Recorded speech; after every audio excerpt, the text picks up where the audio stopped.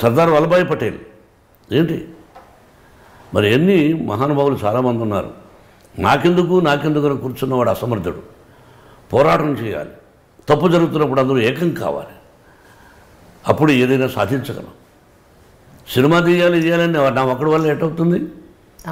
10 మంది ఆర్టిస్టులు ఉన్నారు.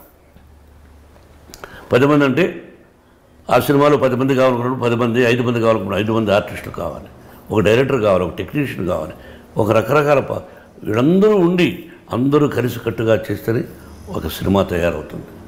అది దర్శకుడు బ్రహ్మాండంగా నడిపించాలి. అప్పుడు ఏదైనా సమాజంలో కానీ సినిమా కానీ నువ్వు అనుకున్నట్టు జరుగుతుంది. అంటే మన తెలుగు ఫిల్మ్ ఇండస్ట్రీలో ఒక మంచిని చెప్పాలి అని అంటే కనుక ఒక కమర్షియల్ ఎలిమెంట్స్ అంతా ముందంతా చూపించి సినిమా లాస్ట్లో అందులో ఉండే ఒక మోరలో ఒక నీతో చూపిస్తారు. కానీ మీరు సినిమా అంతా ఒక మంచిని, సొసైటీలో జరిగే ప్రతి చెడుని మీరు చూపించుకుంటూ పోతే ఇది కమర్షియల్గా హిట్ అవుతుందా అనేది నా ప్రశ్న. గ్యారంటీగా కమర్షియల్గా హిట్ అయ్యే సినిమా ఇది. ఈ సినిమా కమర్షియల్గా హిట్ అవుతుంది. ఎందుకంటే ఈ మధ్య వచ్చే పిక్చర్స్ వేరు, ఈ కథ వేరు.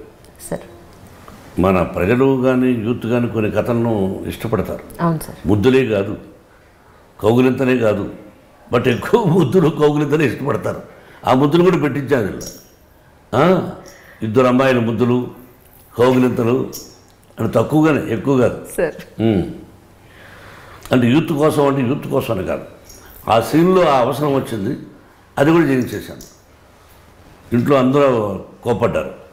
మీ కోపం అలా ఉంచుకొని నేను చేయాలనుకున్నాను, డైరెక్టర్కి ఇష్టమైంది. సినిమా అది తప్పుగా కాదు, తప్పుగా చూపించాను నేను. సినిమాలు ముద్దులు పెట్టించాలని కాదు.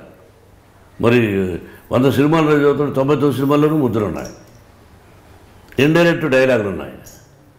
దీనిలో కూడా ఇండైరెక్ట్గా ఒక సీన్లో 2 సీన్లో ఉండొచ్చు. ఏది అని లేకుండా మనం ఏమైనా శ్రీరామచంద్రుని సినిమా తీస్తున్నావా, భగవద్గీత తీస్తున్నావా, రామాయణం తీస్తున్నావా, హరిశ్చంద్ర తీస్తున్నావా? కాదుగా. సొసైటీలో జరుగుతున్న అన్యాయాన్ని ఏదైతే చూపించడానికి ఒక మంచి చిత్రం, ఫ్యామిలీ హ్యాపీగా సినిమా చూడవచ్చు. ఎస్, నువ్వు నీ బిడ్డలతో హ్యాపీగా సినిమాకి వెళ్ళి ఒక మంచి చిత్రం చూశాను అనిపిస్తుంది. జుగుప్సాకరటువంటి సన్నివేశాలు లేవు. 11వ శతాబ్దంలో గద్యం. నేను ప్రక్కడికే వస్తున్నాను సార్. చెప్పాము. ఇళయరాజా గారి చేత మీరు ఆ గద్యం పాడి వినిపించినప్పుడు ఆయనే అమ్మ బాబోయ్ దీనికి నేను సంగీతం ఎలా సమకూర్చగలను అని అన్నారు ఆయన ఆ వీడియోలో. నిజంగా అలాంటి గద్యం మీకు ఎక్కడ దొరికింది అసలు? ఈ మన వాళ్ళు ఎవరో చెప్పారా మరి, చూస్తే ఆ హిస్టరీ తీస్తే ఇప్పుడు గద్యం కనిపించింది. దాని ముందు రాయించి నేను బైహార్ట్ చేశాను. సినిమాలో పెట్టాలని కాదు. జయ జయ మహావీర, జయ జయ మహావీర, మహాధీర ధౌర్యేయ, దేవాసుర సమర సమయ సముదిత నిఖిల నిర్జర నిర్ధారిక నిర్వద మహాత్య, దశవదన దమిత దైవత పరిషద్ అభ్యర్థిత దాశరథి భావ, దినకరకుల కమర దివాకర. ఇట్లా ప్రాక్టీస్ చేశాను. ఎక్కడైనా సభలో మాట్లాడేటప్పుడు మాట్లాడచ్చేద్దామని. అది ఆటోమేటిక్గా ఐడియా వచ్చింది. దర్శకుడు చెప్పాను, విష్ణువు చెప్పాను, అలా బాగానే ఉంది, మరి ఎట్లా అడుగుతాను రా ఇళయరాజా గారు. నేను అడిగాను. బాబుగారు ఆయన పెద్ద జోక్ చేస్తూ ఉంటాడు. ఆయనకు సాక్షాత్కారం ఏంటి, బాబుగారు ఇది ఎలాగా మీరు పాడుతారా అని. ఏం పాడితే మీరు ఎందుకండి అన్న జోక్గా చేశారు. రాహుల్ 5-6 మంది దగ్గర పాడించాం, కుదరలేదు. రాహుల్ నంబియారని మలయాళీ అతను చేత పాడించాం. సాంస్క్రిట్లో వాళ్ళు పండిట్లమ్మా, మలయాళం వాళ్ళకు ఉన్నటువంటి పట్టు మనకు తక్కువ అని నా అభిప్రాయం. అవును సార్.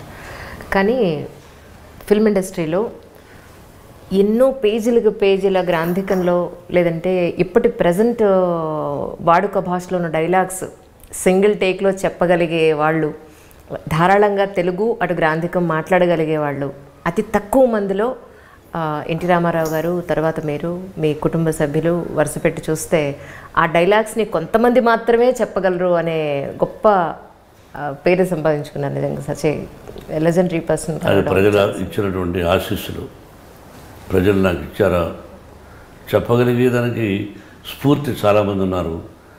అది ప్రాక్టీస్ చేశాను. డైలాగ్ చెప్పలేమన్నారు, చెప్పగలిగాను. భాష తెలియదన్నారు, భాష తెలుసు అన్నాను, చదువుకోలేదన్నారు, చదువుకున్న వాడినే అని నిరూపించాను. అంటే దాని అర్థం చదువుకుంటేనే తెలివితేటలు వస్తాయా, చదువుకోకుండానే తెలివితేటలు వస్తాయి. అర్థమైందా? కాబట్టి చదువు ముఖ్యం అనుకో. ఆ విధంగా భాష మీద కమాండ్ తెచ్చుకోవాలనుకుని ప్రాక్టీస్ చేశాను. సినిమా గురించి మాత్రమే అని నన్ను రిస్ట్రిక్ట్ చేసేసారు. కానీ యాక్చువల్లీ నేను నా ఇంటర్వ్యూలో మోహన్ బాబు గారిని ఎలా చూపించాలనుకున్నానంటే, ఈ రోజున మోహన్ బాబు గారు అందరికీ తెలుసు. ఎన్నో విద్యా సంస్థలు ఉన్నాయి, లేదంటే ఇంత సంపాదించారు, పిల్లలు ఇంత సెటిల్ అయ్యారు. మీరు అక్కడ కూర్చున్న ఒక పర్వతం మీద కూర్చున్న వ్యక్తి మాత్రమే సొసైటీకి అంతా తెలుసు. నేను ఈ స్థాయికి రావడానికి మీరు ఎంత కష్టపడి పైకొచ్చారనేది నా ఇంటర్వ్యూలో నేను చూపించాలనుకున్నాను. మరి నన్ను మాత్రం రిస్ట్రిక్ట్ చేసేసారు. యాజ్ ఆన్ టుడే మీరు ఒక అహంభావి అని, ఒక అహంకారి అని అనుకుంటున్న చాలామందికి మీరు ఎంత కష్టపడితే ఈరోజు ఈ స్టేజ్కి వచ్చారని చూపించాలనుకున్నాను. నా కష్టాలు చెబితే నువ్వు ఆత్మహత్య చేసుకుని చచ్చిపోతావు, ఏం చేస్తావు, చచ్చిపోతావు. అటువంటి కష్టాలు పడ్డాను.